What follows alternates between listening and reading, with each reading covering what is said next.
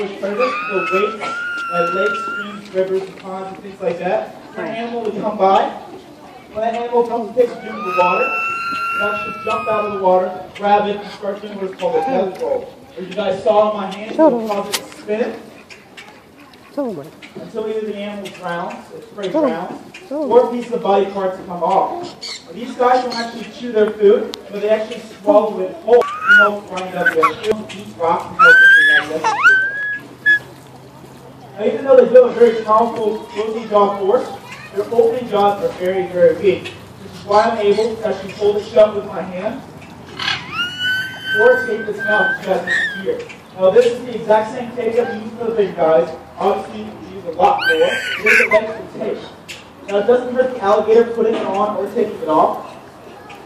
Electrical tape only sticks to itself. So it doesn't even feel like a band-aid when I take it off. Tell him. Now what I did was I detected it on the center of its snout. That way it's not blinding its eyes or choking it or suffocating it. Kids too close to the nose, that makes it off. There's water going into his mouth that doesn't want to.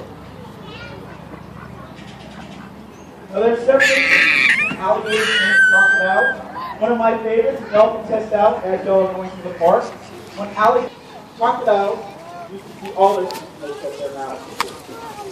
Alligators think human has food. They think every human has food. That's very, very bad. Bring the thing? Pools, backyards,